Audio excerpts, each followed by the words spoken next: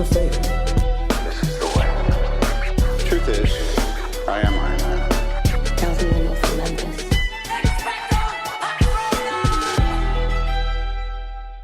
Hello, critics, non-critics, and friends. Welcome to the Film Optics Podcast, where we take a glance into blockbusters, indie films, and everything in between.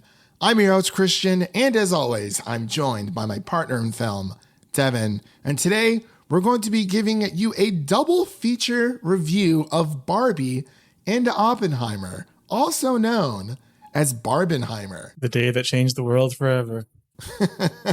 And the world was never the same again. I don't think we've seen a change in the world since Dustin sung the never-ending story in the end of Stranger Things season 3. My day was like my life was like forever changed after that moment. I'm just glad we're in the middle of cinematic history. Yeah, I know. It's crazy. I mean, obviously movies drop on the same weekend or the same day, weekend all the time. But it's very rare where you get something that's, complete opposites of each other. And we haven't seen this really, at least to my knowledge, since Mamma Mia and The Dark Knight, when it hit theaters. This year is its 15th anniversary of its release. But before we begin today's episode, Devin, you can listen to our podcast on podcast platforms around the internet. That includes Apple Podcasts, Spotify, Google Podcasts, and more. And if you are a new or seasoned listener to the show, we would love to hear from you guys. Follow us on Instagram and follow us on Twitter and Threads at Film Optics. That is optics with an X. Or you can email us at filmoptics@gmail.com for any movie-related questions. Devin, how was your week? It's been a long one for me. I mean, this is the busiest week for movies we've probably ever had. Barbenheimer alone would have been enough, but then we had Haunted Mansion thrown in there, and there's just so much happening. Yeah. Have you been watching anything TV-wise or kind of just sticking with the movies since it's kind of taken over our life this week? I have been watching the new season of The Righteous Gemstones here and there. That's always a good go-to comedy. Oh, what is that on Max or is that? Yeah, elsewhere? It's Max. Okay, that's where I thought I saw it. So it's something worth checking out. Oh yeah, if you're a Danny fan, then definitely. Fair enough. I've been chiseling my way through season 2 of Succession. I don't know. It just literally blanked from my mind there for a second. But yeah, I've been watching that, just doing some community rewatch as I often do. And outside of that, yeah, this week was actually really busy. We saw Haunted Mansion on Monday, and then we saw Oppenheimer on Tuesday. I was supposed to go see Talk to Me on Wednesday, but I was not scared. I was just Oppenheimer really took a Wow. As I was saying before, I was talk to me after you see the movie. How about that? Oh, wow. Okay. You like that one? Wow. Devin woke up today and chose violence. That is, woo. Anyway, I was going to see Talk to Me on Wednesday, but yeah, Oppenheimer did take a lot out of me. And then I saw Barbie on Thursday. So it would have been 4 movies for me back to back, but I had to take a bit of a break. If Talk to Me was on Tuesday and Oppenheimer was on Thursday or Wednesday, I might have went to go see Talk to Me. But there was just Oppenheimer takes a lot out of you. But yes, that is my, I guess a summary of my crazy week. Outside of that, just been, chilling. You playing any new games lately? Still playing Diablo 4? Yeah, I've been playing that here and there. Not really as much, but I'm getting a Ratchet and Clank next week, so that'll be on the docket. Oh, yeah, that's right. I almost forgot about that. I picked back up my Steam Deck again, dusted it off. Well, not really dusted it off, but because I was playing through Guardians of the Galaxy, I was like, I really just want to play this on my PC. So I switched over to Shadow of the Tomb Raider to kind of finish out that trilogy. So there's that. I don't know if I might just skip BioShock 2 and go straight to Infinite because I do not feel like playing as a Big Daddy at all. I just If don't. it makes you feel better, it's very short, like 5 hours. Oh, okay. Then yeah, I'll definitely try it out then for sure. But as we have mentioned before, as we digress from our weekly housekeeping for you guys. Did you play any Barbie games? You gonna pick any up? Dude, no. My gosh. Like, I mean, obviously Barbie's been around for a long time. But like, do you know how many video games of Barbie are out there?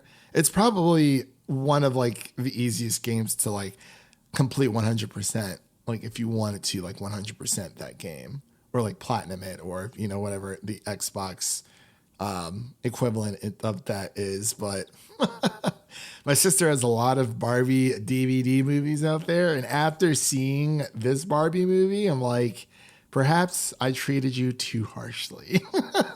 Don't want to become a weird Barbie. No, not at all. That was perfect, by the way. But as we mentioned before, today we're going to be doing a double feature review of Barbie. Then we're going to skedaddle on over to Oppenheimer. So for our Barbie review, it is going to be a spoiler-free section for that review. When it comes to Oppenheimer, I'm sorry, but you can't really. There's no spoilers to be had because you can't spoil historical events that have already happened. So we're just going to talk about the movie as is. And that's the way it's going to be. So without further delay, we'll be right back after this introduction to Barbie.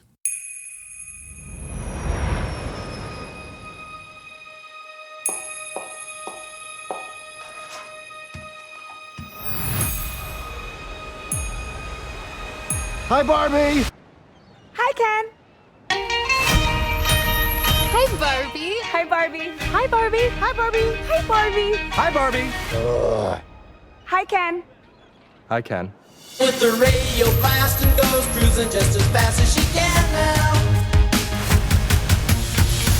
I thought I might stay over tonight Why? because we're girlfriend boyfriend. To do what? I'm actually not sure. And she'll have fun, fun, fun, fun, fun. And she'll have fun, fun, fun, fun, fun. And she'll have fun, fun, fun, fun, fun, fun. Okay, ladies, let's do this.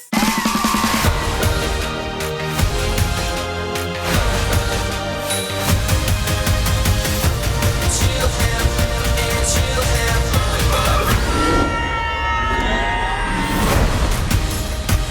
What are you doing here? I'm coming with you. Did you bring your rollerblades? I literally go nowhere without them.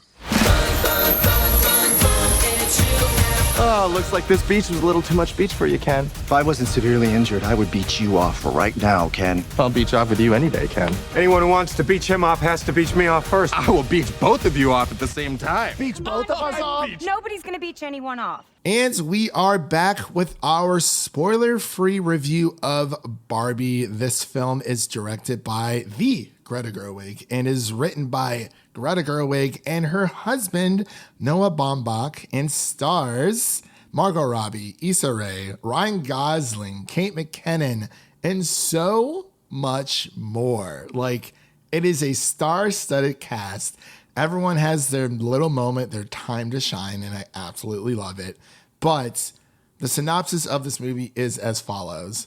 To live in Barbie Land is to be a perfect being in a perfect place, unless you have a full-on existential crisis or you're a Ken. But I want to say to all the guy listeners out there, you are Kenough. We are all I'm enough. We are Kenough. We are Ken. Ken is me. Ken is me. But as I mentioned, this is going to be spoiler-free thoughts all around. So we're not going to give any major plot beats away from this movie. So I'm going to pass it over to Devin so we can give his initial reactions to Barbie. Yeah, going into this one, I feel like there's just kind of some confusion widespread around what even this movie was going to be, because it's like, do we expect it to be a Barbie movie for kids who like Barbies, or are we expecting it to be more of a comedic take, like kind of a tongue-in-cheek Barbie movie, and I'm glad to say that it is more so just a straight up comedy, like a comedy set in the Barbie world. They didn't cater it to kids, which I guess could be an issue depending on if you want to take your little kids to it or not, because there are definitely some jokes here and there that toe that line a little bit. But I would say overall, I was trying to think of like a way to compare this movie to, and the only thing I can come up with, it's kind of like Matrix mixed with Cat in the Hat and all with a coat of like pink paint. That's just what popped in my head. Okay. It gave me like Cat in the Hat vibes, just all like the colorful sets and all the wacky characters and like stuff popping out of their world into the real world. That's just the best comparison that came to my mind. And then Matrix, obviously, like the whole existential crisis and trying to choose your destiny in this world, which is something that Barbie has to go through, and it's very entertaining.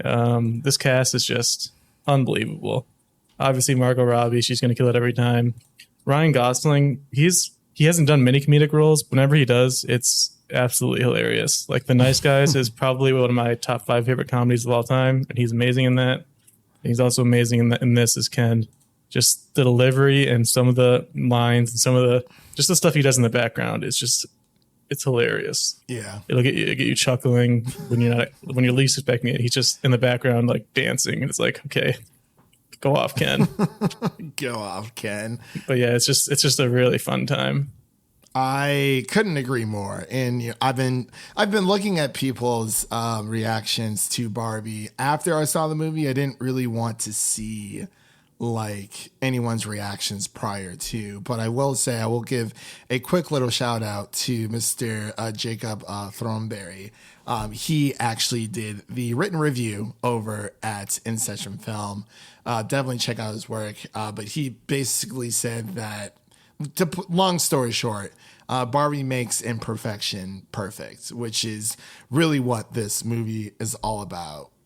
When it comes to just discovering who you are and being okay with being comfortable within your own skin and just having the confidence to take the day by storm, you know, putting your pants on one leg at a time, I should say. And, you know, when it comes to this cast, like Devin said, there are so many Barbies in this movie. There are so many Kens in this movie that, you know, they were really able to show like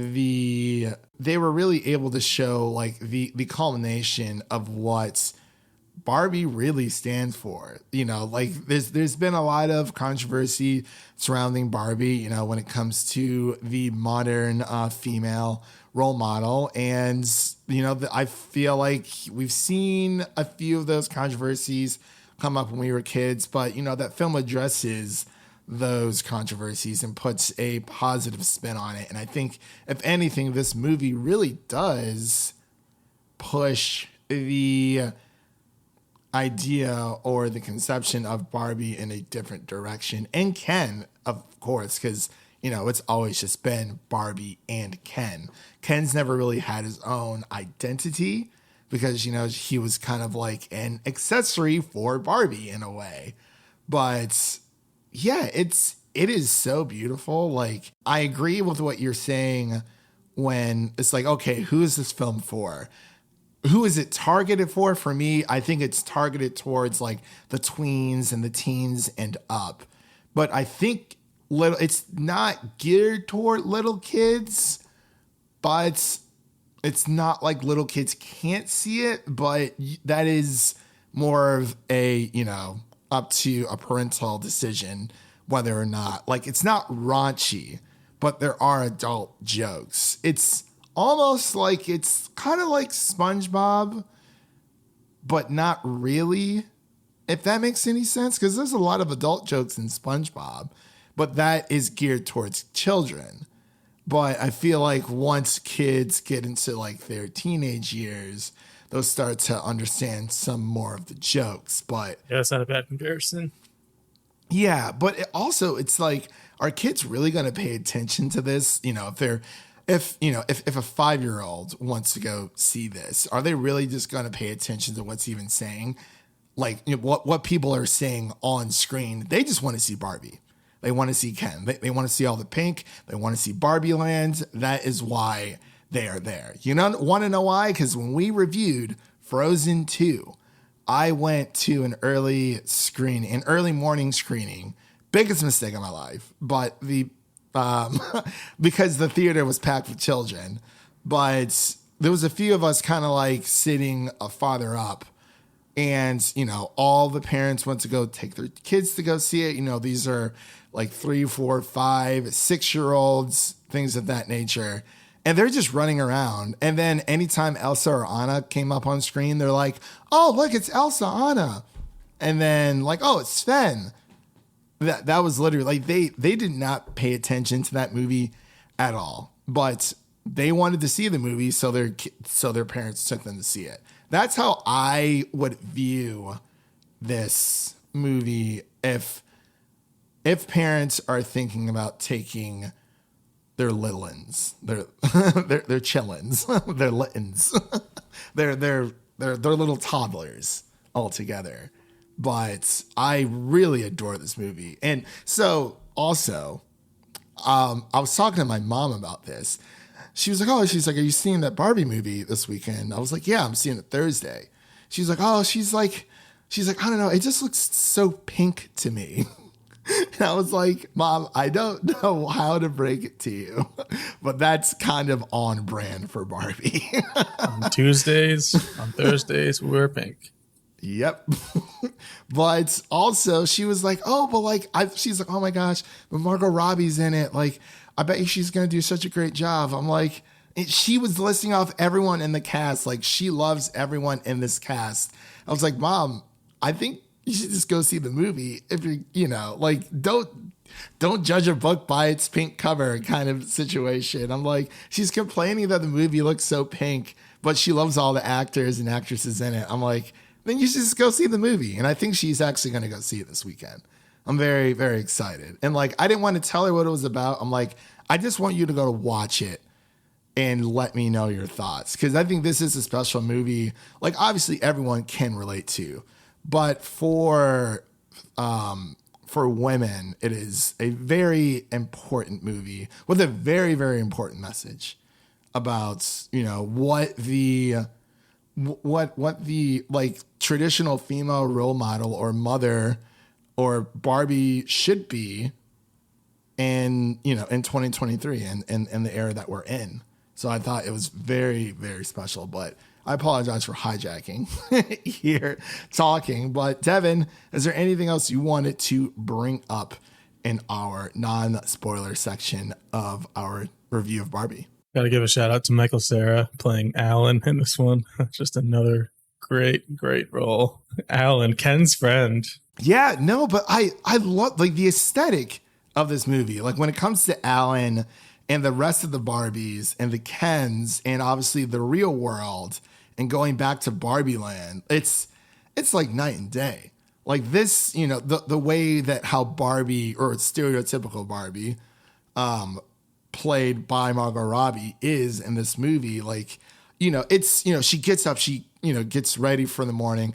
Every day is a perfect day. Everyone is looking their best, no matter what shade, color, or size that they are. Everyone is looking their best and they are here to slay the day away. And it is just beach party 24/7. Every night is girls' night. And it's just Kens and Barbies all around. And I love the vibe, the production design. It made you feel like you were in like a toy land. The sets were so crazy. Like, I don't even know how they built some of them. Like the Barbie houses were like, it just looked like a Barbie house, but real like life size. Yeah, like Barbie's dream house. It's like, oh my gosh, it's Barbie's dream house. Like that is a phenomenal dream house. Something I would love, obviously like a guy version, but like, I don't know if I could do it with all the pink, maybe a little bit here and there. You need a, what was Ken's house called? It was the, oh my God, wait, I don't know if we should say it. It is so funny, but it's mi casa a su casa Yes, type it's definitely a situation. casa. It was definitely a casa. It was a casa. It was a dojo. It was a house all wrapped into one. Let's just put it that way. But I loved his house. Yeah, it's just hand me a nice brewski beer. Let's sit down and watch The Godfather. Yeah, exactly. Well, I'm more of a Goodfellas guy, but yeah, I know what you mean. But honestly, there's a lot to explain in The Godfather because The Godfather, the first one, doesn't explain itself all that much when it comes to certain scenes. But I digress. But yeah, I actually have an idea as kind of a counter to this movie that somebody could make. What's up? Lay it on me. A very special somebody. The year is 2026. Okay. Coming out fall. We have Bratz, the movie. Dude. Directed by Zack Snyder. Oh, We need the edgelord himself. Pretty in pink. No, we're here and we're Bratz and we're in charge. What was the Bratz catchphrase? Was it passion for fashion? Possibly. I just know that they're just like the edgy Barbie, basically. Yeah.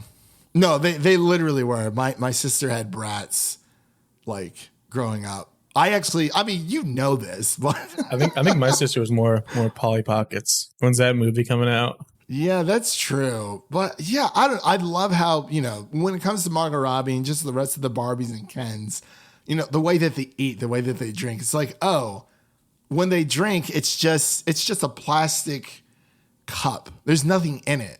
So like to them, that's normal. And they're just like, oh my gosh. Like it's so, even the very beginning of this movie is this perfection.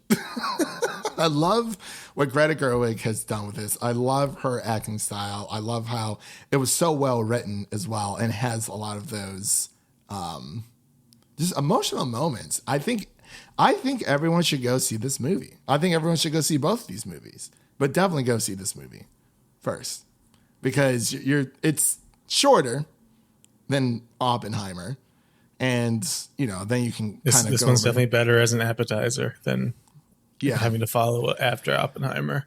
Yeah, because we saw Oppenheimer first, and then we saw Barbie because we were able to have an early screening of Oppenheimer. So that's why 2 days apart. Yeah, 2 days apart. So it was kind of nice for us. So, I know everyone's doing like the double feature like within one day. If you are, God bless your soul, because I do not have the energy for that. How was your theater? Mine was like there's people dressed up in like all pink like cowboy outfits. Like they're going all out. Yeah. See, did you see it at night, like during the evening, or was it midday? No, I saw it Friday at like 5. Or no, Thursday. Sorry, today's Friday. Yeah. So yeah, I saw it on Thursday as well, around 4:45. Like Thursdays are usually the more like fanatical times. Yeah, it's the early showings.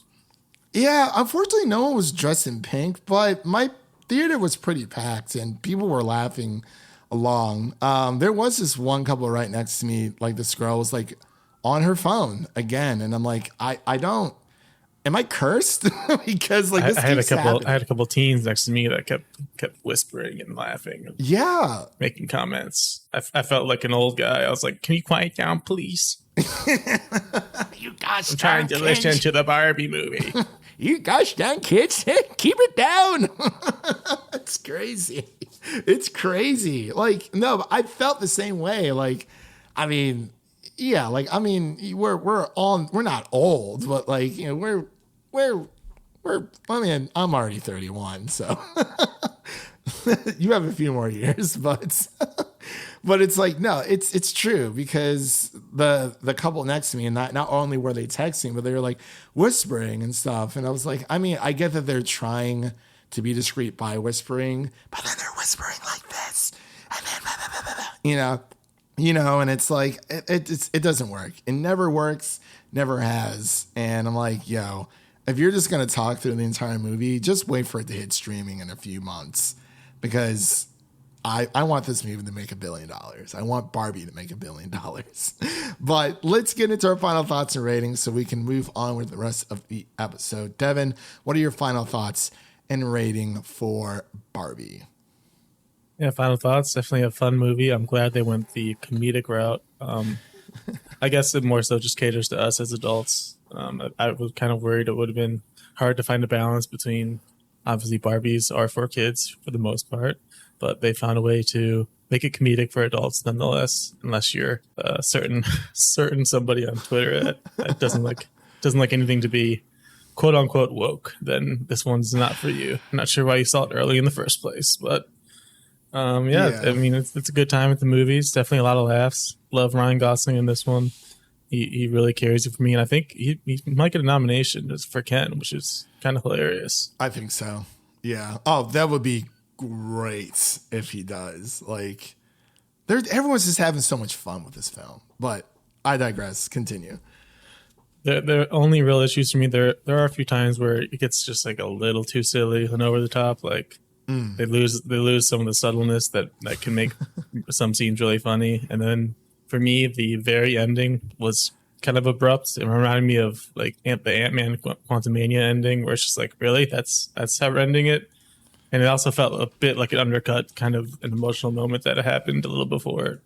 So I didn't love the final scene and how that ended. But other than that, oh, you don't like how it ended, like the final scene, that last line, and then they just cut to the credits. So I was like, I don't know about that. I loved it, but that's just me. But I can understand. Yeah. But yeah. Other than that, I mean, it's a good time. I'm so glad that we just had this moment in history with these two great movies. First of all, they're both great, which is kind of rare to have in the same weekend. And also, they're both like cooperating with each other, and they're both supporting each other, which never happens in Hollywood. And just a good time overall. And I'm glad people are making it into a meme and making it happen. And it's unlike past movies where it becomes a meme and then still flops at the box office, like Morbius. This is actually a meme that has success, and I'm glad that actually happened. Fair enough. Yeah, no, that's very true. So yeah, I'm sorry. What would you rating wise? What would you give Barbie? I would probably give it like an 86 overall. 86. Okay. For me, I mean, you know, my final thoughts pretty much align with Devin's. I absolutely love the ending. I thought it was just a great way to just cut it, and it's like, I didn't even expect that to happen. I'm like, oh, what's going to happen? But of course, you know, Will Ferrell's in this film as well, you know, doing a lot of Will Ferrell things. It's kind of in the background running around doing his own thing. But no, I really did enjoy this movie. I would, like Devin said, both Barbie and Oppenheimer are great. And I think everyone should go see both of them because like these are both like peaks. Like these are both like, I mean, I know obviously Barbie isn't like the movie isn't necessarily an original idea because there has been other Barbie movies before, but I don't know if there's been any other Barbie live action. And if there has, this is definitely like the thing to watch. Like I would own this on Blu-ray, like 100%. Like I will be picking this up once it hits store shelves. Huh? You mean pink Ray? It's definitely going to be pink. Oh my dude. It better be pink. And I want Ken's face right there. All the Kens. And I want the Oppenheimer one to be fiery red. You know what? They should really just release like a double pack feature. Even though, you know, Warner, like Barbie is Warner Brothers, and then Oppenheimer is Universal. Oppenheimer could have been Warner Brothers, but they had to mess around to find out with Mr. Nolan. Yes, they did for sure. But I adore this movie. I'm gonna give this like a solid 90, like a 90 out of 100. No movie is perfect, of course. You know, I feel like there are a few plot things that kind of just like disappear into the backgrounds, but overall, it's like, my gosh, it just aesthetically, I was just blown away. I'm like, this is like one of the most attractive movies I've ever seen in my entire life. So, as a median, or as our official podcast score for Barbie, so I gave it a 90, Devin gave it a 86, both out of 100, and the official podcast score is an 88 out of 100 for Barbie. So that is a wrap on our Barbie review, our spoiler-free review of Barbie. So now, I actually came up with a perfect transition to use between Barbie and Oppenheimer. Okay, go ahead. It just popped in my head. It just felt right. in this world, in this life, you either die a Ken or you live long enough to become an Oppie. Oh, I like that. I love it. I love that so much. So you get the best of both worlds, and it's the Dark Knight tie-in too. That's just perfect. That is a great segue, Devin. So, with that said, we'll be right back after this introduction to Oppenheimer.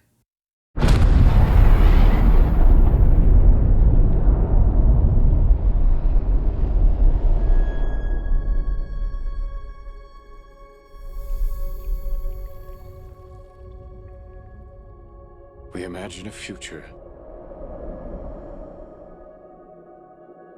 And our imaginings horrify us.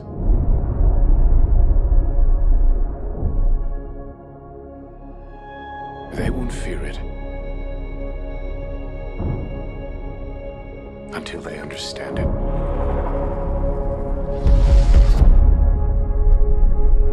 And they won't understand it until they've used it.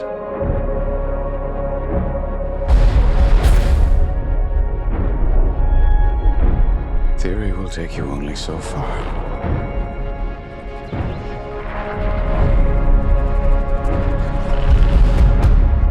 I don't know if we can be trusted with such a weapon. But we have no choice.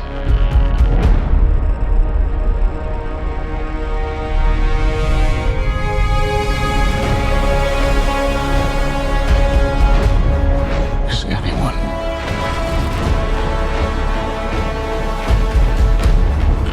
ever going to tell the truth about what's happening here?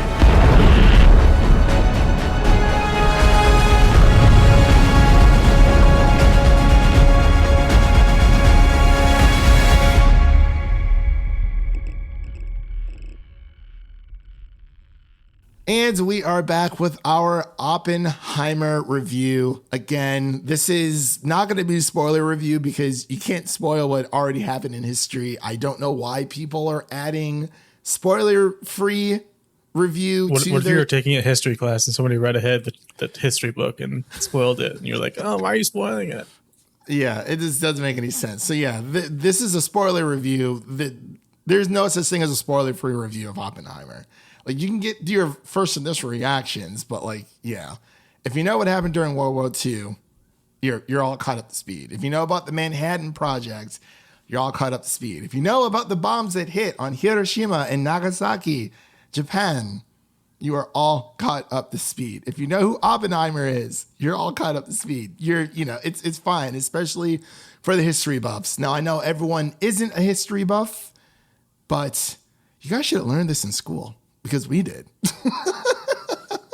I don't know what everyone else is doing, but definitely learned the bare bones. But this really, it's really expanded on it.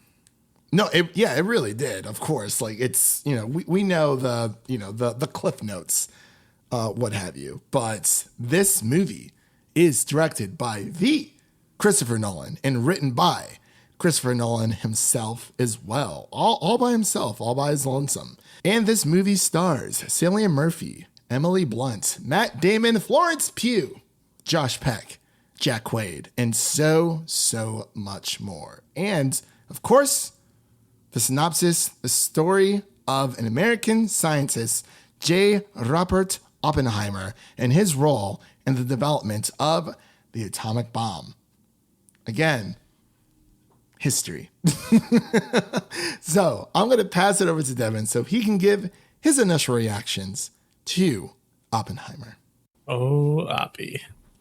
Going into this one, I'm a huge Christopher Nolan fan, so this is always going to be top of the list as far as an excitement and hype when this was coming out.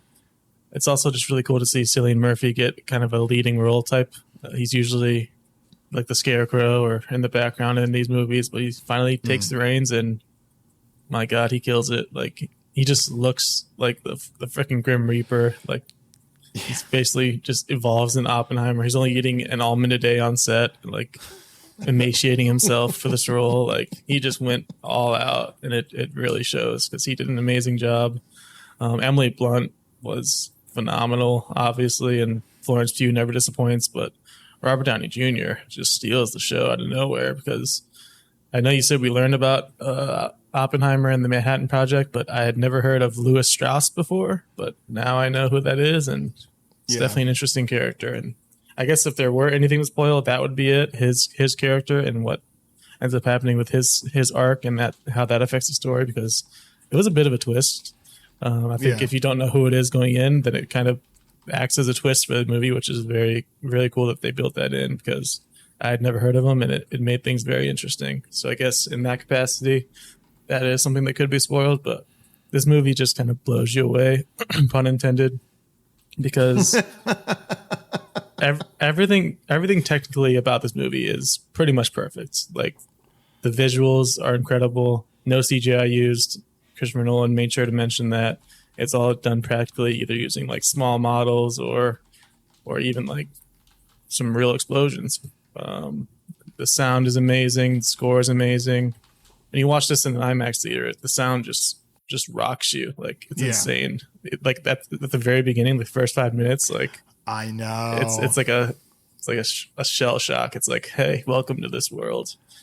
But yeah, the direction obviously is amazing. The writing is so sharp, like razor sharp writing throughout the whole movie. And for the most part, this movie really is just people talking in rooms. And when you can do that for 3 hours and keep somebody like me interested, because for me, I'd say history and science were like my two least favorite subjects in school. So this is like both of those combined. So it's like for that to keep me invested the whole 3 hours, like that is an achievement because I was unfazed and I was just like ready to see what happens, and it delivered. Yeah. So, Devin, I wanted to ask you really quick, were you able to see this in 70 millimeter IMAX? It was not 70 millimeter, but was IMAX.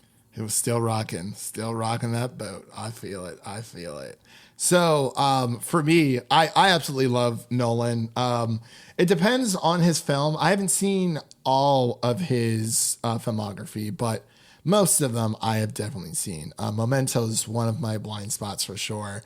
But when it comes to Oppenheimer, I will say I live in one of the lucky states that has a true, I guess you could say a true IMAX theater where it is 70 millimeter, and it was pretty freaking there's awesome. only like 20 of those in the whole country somehow. I don't know why. Yeah.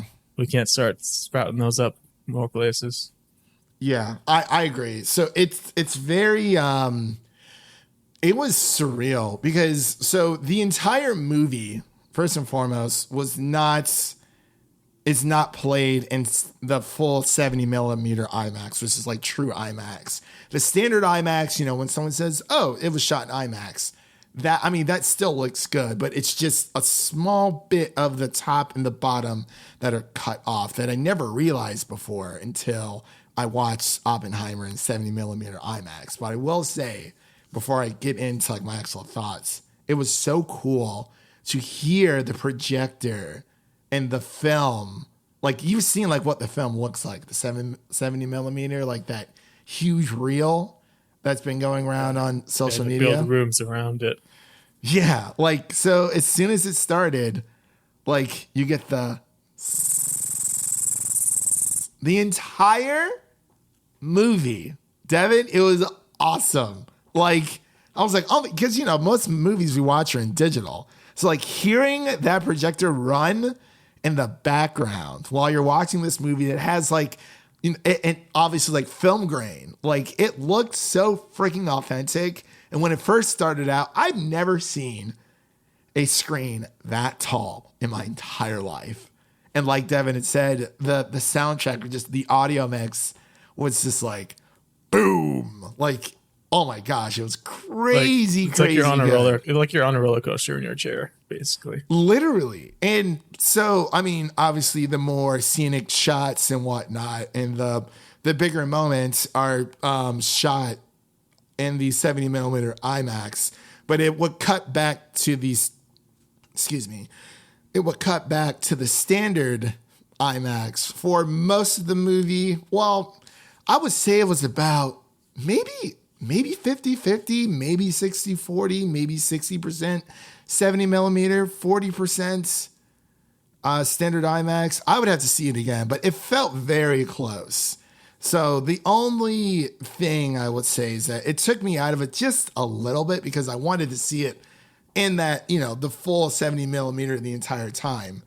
And to quote Jacob Thornberry again, because he was at our screening, and I think his initial reaction kind of resonates with my thoughts. He said that Oppenheimer is a lot to take in. This is him on Twitter at tberry57. He said that Oppenheimer is a lot to take in story-wise, which I agree with, because it's essentially almost like 3 storylines interweaving. And he said also causing some pacing issues during its 3-hour runtime, but the performance of Cillian Murphy and of course the rest of the cast and the sound work, which he actually said in quote, "They will not be any better this year for the sound work," and the ambitious but rewarding visuals makes this movie like one of Nolan's best. And I have to agree because it was phenomenal. I absolutely loved this movie. I like Devin has said, it's most of the movies, it's a very dialogue heavy film.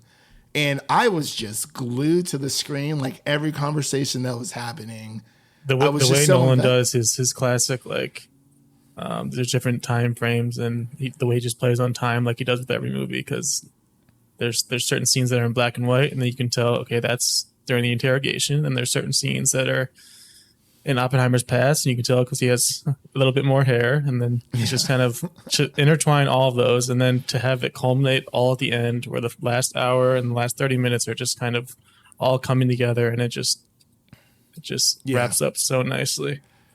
It is. I really, the last 30 minutes really ramped it up. I will say after the big bomb explosion scenes everyone's been talking about, it kind of like maybe 20 minutes after the pacing started like teetering off a bit, but then it picked back up at least for me. But my gosh, like if Emily Blunt and of course Florence Pugh, even though I'm going all over the place, but when it comes to the talent in this film, not only obviously Cillian Murphy is carrying this movie on his back, and I absolutely loved seeing him in the front and center of a Nolan film. But everything that Emily Blunt does, of course, Matt Damon and Florence Pugh, as well as Josh Peck and Jack Quaid, they didn't have they had small roles, but they were very important roles, especially Josh Peck. I think he has a very important role. he has the fun role that everybody wants to do in this movie. When it comes to pushing the big red button. And I was like, oh, Josh Peck gets to do this? This is awesome. And I absolutely love it.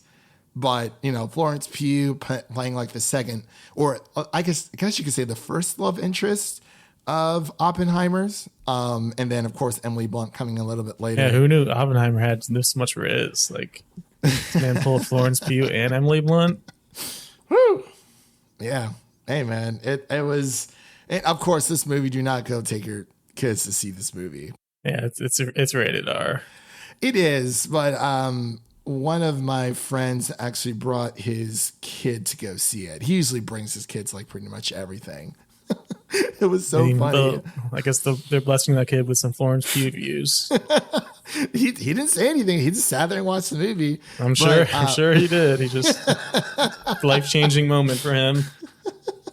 So this is my friend's name is Dom. He brought his like I said, he brought his kid to go see the movie, and it was funny because once like the big when they're the big explosions happen, his kid thought the movie was over. Oh, buddy. He said, I thought it was going to end after the explosions because it was leading up to that moment. Like the entire first 2 hours was leading up to that moment. And then when it happens, I've Like, I mean, I was already wide awake. They were kind of like hyping this up beforehand, saying like this is like almost a horror movie, and you can see what they were talking about when it's like, because there were like legit jump scares in this with the sounds that popped up, and you can definitely see where Nolan's coming from with that, and it's just so good. It really was. Like, there were a lot of horror elements, thriller horror elements in this film, and man, when I say I've never been jittered in a theater before in a very long time, it was like, oh my God. Like, I thought I was already awake watching the movie. And then some crazy stuff happens. And it was like, I was like, like it was just shaking me down to my core, especially in 70 millimeter, man. It was like we were there. Like, it's like just, but it was a great film.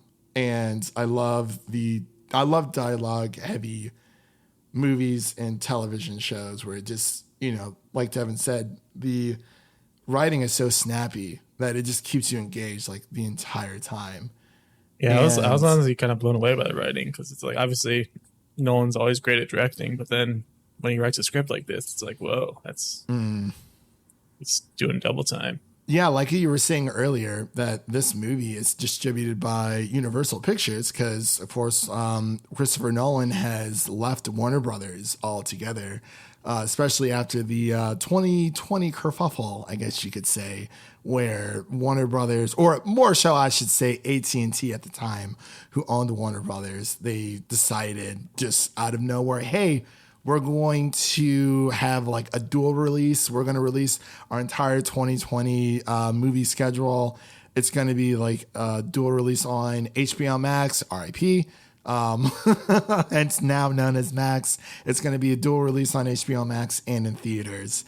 And they didn't tell anyone about it. Like, they didn't tell any directors working on the project. Like, there was no heads up. They just decided to go ahead and do it. And I understand their thought process when it comes to, hey, we're trying to give our audience what they want, but they definitely could have handled that so much better. And that is when Christopher Nolan decided to, cut his ties with Warner Brothers and said, I'm going to go with Universal Pictures. I think that was a smart move, though, because Universal Pictures is one of the few studios, I think, that really that allows directors and these projects to experiment and kind of have their own form of identity, if that makes sense. But yeah, this could have been a Warner Brothers. We could have had 2 Warner Brothers movies back to back, but I don't think they would have dropped both. If Barbie and Oppenheimer were both Warner Brothers films, I don't think they would have dropped on the same weekend. It didn't. Yeah. It wouldn't make any sense. No, they would have separated it. Yeah, for sure. But did you see the budget for this one? I sent that over. No, actually, I did not get a chance to look at it. What was the budget for Oppenheimer? The budget was only $100 million. Like, really? For a blockbuster 3-hour epic like this, it's $100 million. Like, that's pretty crazy to me. You know what? Like Indiana Jones was what, $300 million. The Flash was $300 million. Like, all these movies, even all the Disney Plus shows, are $200 million plus. Like, for them to make this movie on that budget, that's insane. Oppenheimer was only $100 million. Yeah. So I was looking at Dune because I know that was more on the lower-ish side, but no, apparently it's not. It was around $165 million US. Like, that is insane. That's really impressive, and should really be an inspiration for other studios. Like, I agree. You don't need to pump in $300 million plus. No, that's why there's been so many flops this summer. Yeah, that is very true. And when it comes to, big budget projects, they usually end up, kind of all being the same. And that's what we've kind of seen, when it comes to, the big budget films. And it's like, man, $100 million for Oppenheimer. That is awesome. Like, that is a really great deal. I don't need this movie to hit like the $1 billion club or anything, but that is really impressive. And it really puts a lot of things into perspective.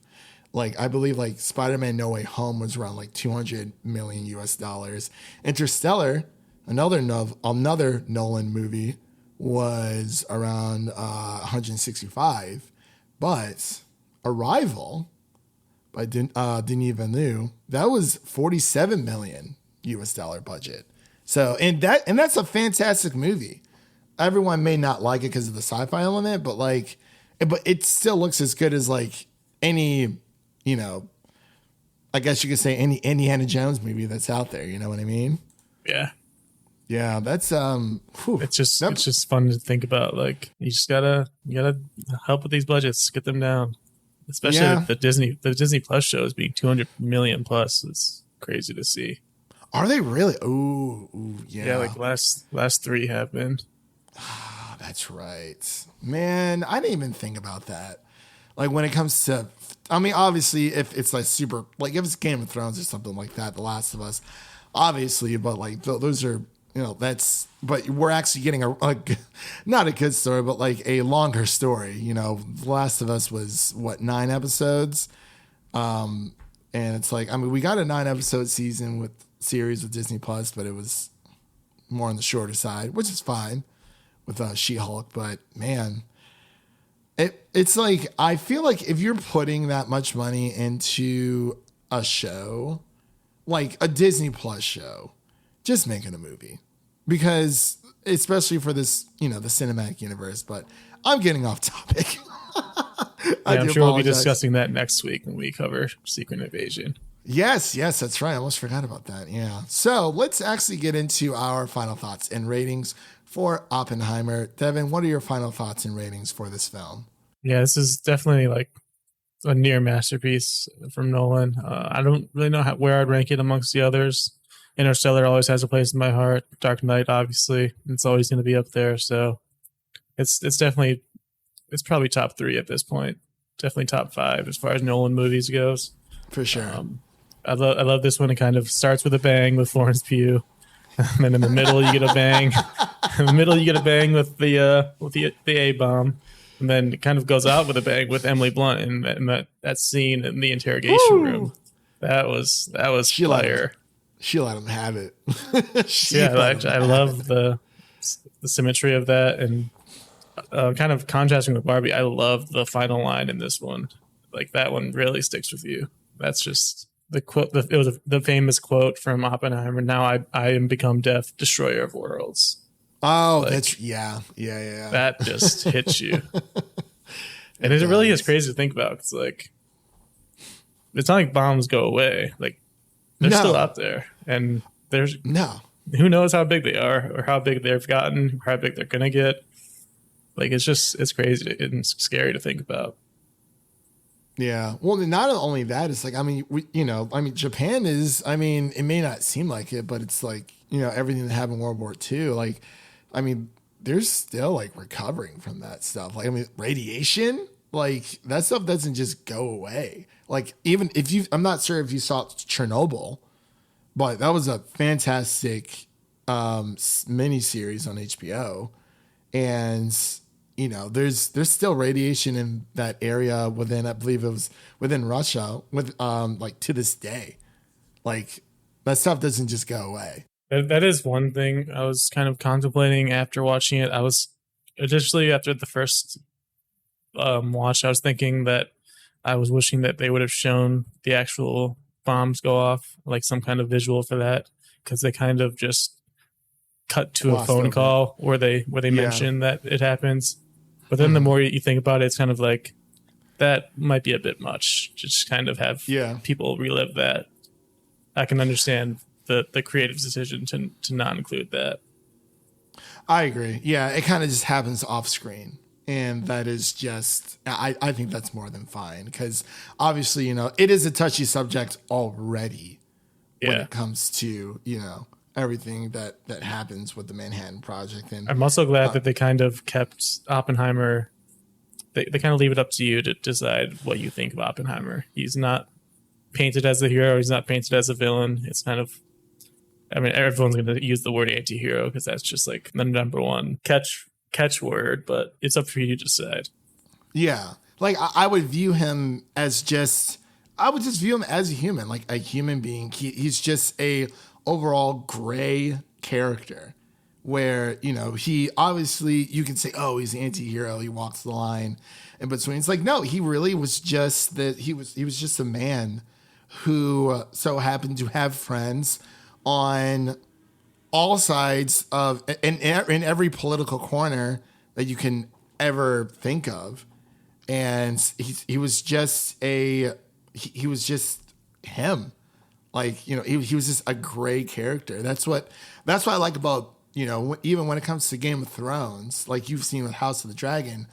And if you ever watch Succession, it's like no one especially with like within Westeros for House of the Dragon and Game of Thrones, like no one's really perfect in in those shows. Like everyone has like this gray morality attached to them. Like no one's fully good. Like obviously you can't really paint Oppenheimer as a hero, but you necessarily can't paint him as a villain either.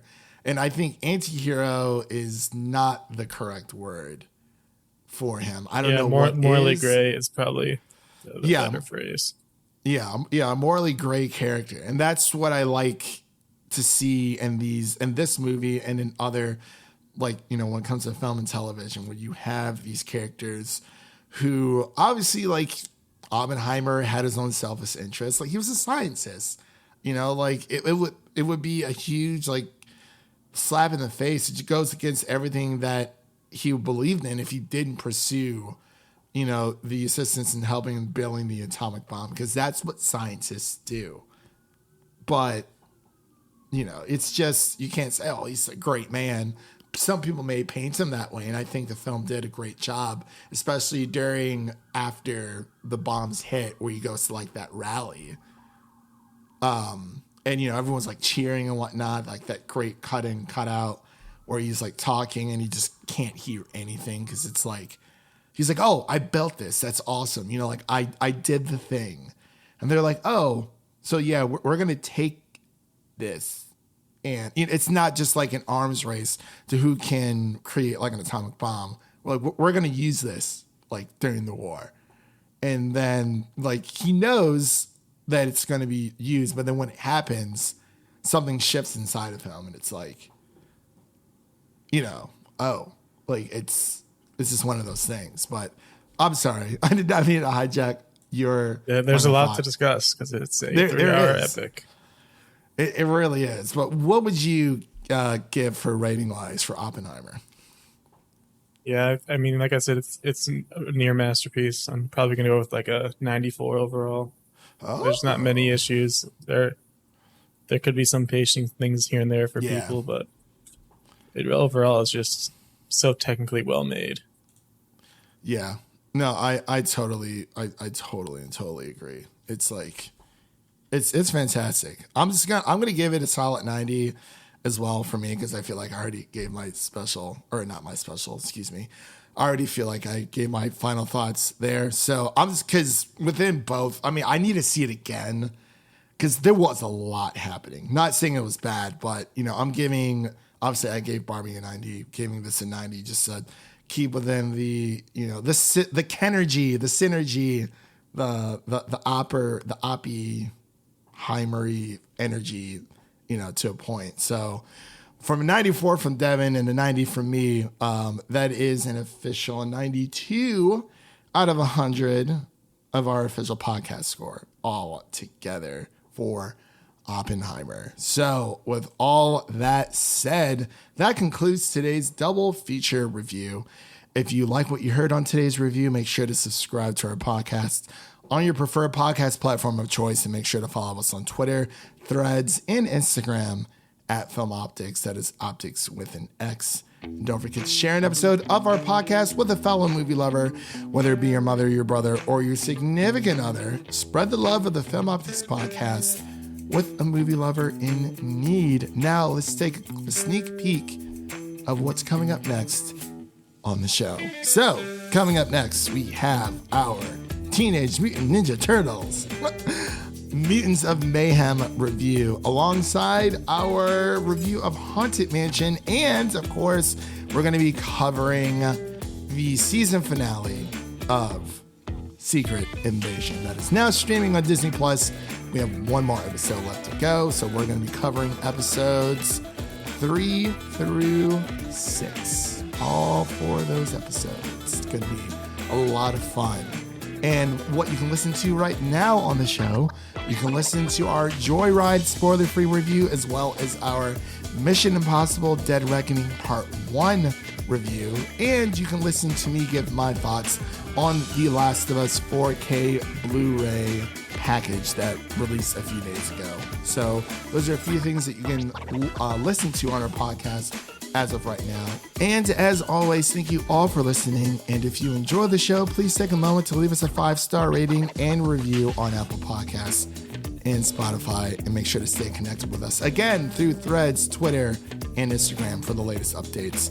I'm Christian, and that was Devin signing off. And remember, life is like a movie, so go out there and make it a blockbuster.